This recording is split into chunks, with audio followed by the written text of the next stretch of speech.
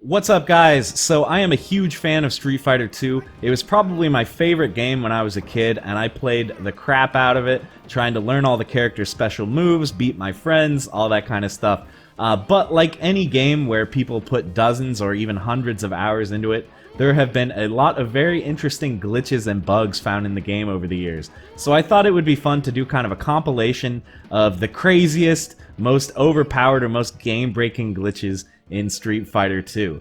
So a couple disclaimers. One is that these are only the arcade version of the game. There's not any home console glitches included in here. And also, not all of these glitches work in the same version of the game. So some of these only work in, say, the Japanese version.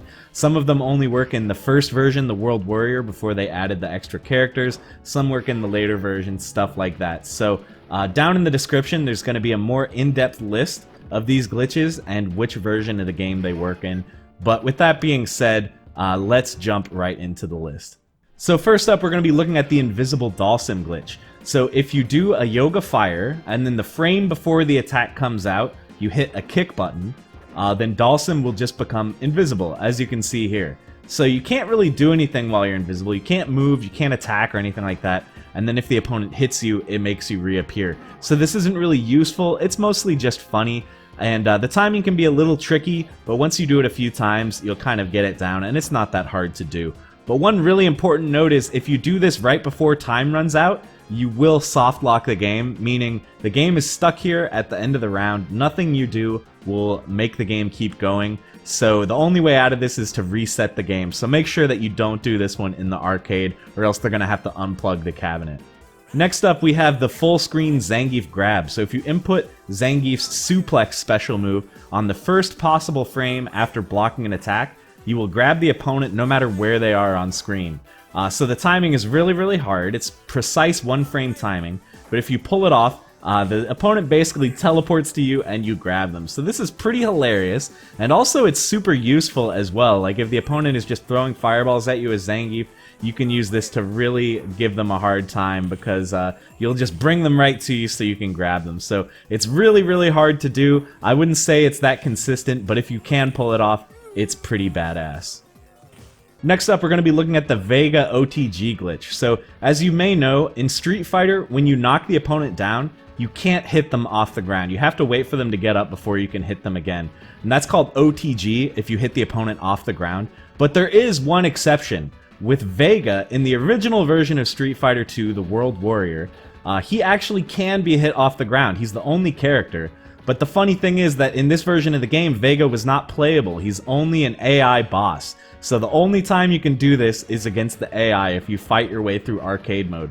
But there are some pretty crazy combos that you can do during this. It's pretty badass, actually. There's like re-dizzies and stuff, and there's even combo videos out there that exclusively feature combos done on World Warrior Vega. So it's pretty cool, one of my favorite glitches, and it enables some really cool combos. Next up, in Champion Edition of Street Fighter 2, they did make Vega playable, but this did come with one interesting glitch. If you're on the barrel bonus stage, and you do a backflip, as you can see, it makes you kind of teleport through the screen really fast. So eventually you will kind of reappear on screen, and you can do it on the other side if you want. This is pretty consistent.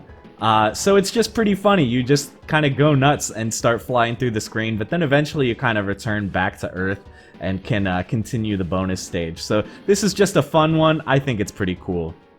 Speaking of bonus stages, we've got a bonus stage glitch involving the car. So if you damage one corner of the car and then you jump backwards onto it at just the perfect angle, it's going to take a few tries. It's pretty difficult, but you can get stuck on the car and basically just be trapped in the air, humping the car forever, just watching it bounce. And this is yet another soft lock glitch, meaning when time runs out, nothing's gonna happen. You're gonna be up here, humping the car for eternity until someone resets the game. So this one is pretty funny looking, but again, do not try this in the arcades if you don't want them to get mad at you. Finally, I wanted to run through some glitches for probably the most glitchy character in the original version of Street Fighter 2, and that is gonna be Guile. So right off the bat, Guile has one interesting glitch called the stance. So if you do an upside down kick with Guile, and then do a flash kick very late, Guile will get stuck here in this stance, and he can't do anything. None of his button inputs will do anything. The only way to get out of it is for the opponent to hit you out of it. He's also got the Handcuffs Throw. So this is pretty notorious from back in the day. If you do a medium throw immediately into a flash kick, you'll kind of trap the opponent like this. They'll follow you around everywhere, almost like Guile has them in handcuffs. And then you can even go into the stance from this, which will completely soft lock the game, meaning neither of you can move. You're just stuck here until someone resets the game. So that one is pretty game-breaking. But finally, we've got my favorite glitch. If you do a heavy throw into a flash kick, then you get another one of these cool screen-scrolling teleporting deals. You can stop the scrolling by doing a sonic boom, but be careful, don't do it too low to the ground, or else you're both going to get stuck kind of in this air floating situation where all you can do is turn left and right. It kind of looks like dancing. This is my favorite glitch. I think it's so funny. But again, this will soft lock the game, so be careful out there. So that's going to be it, guys. Thank you so much for watching the video. I hope you enjoyed watching it as much as I had fun testing out all these glitches in one of my absolute favorite games. So I would like to thank some of my patrons from Patreon. These guys are members of the Shoutout Squad: D Hamster, Zero Force 14, and Noel A. Camacho II. If you would like to help keep the channel going by supporting me on Patreon, the link is down in the description. So that's pretty much gonna be it. If you would like to see more glitch compilations from me, you can check out my Dragon Ball FighterZ glitch video. There's some very interesting ones in there. Or if you want more fighting game content, there's just a ton of videos on my channel where I go into pretty much all aspects of different fighting games, so make sure to check those out as well.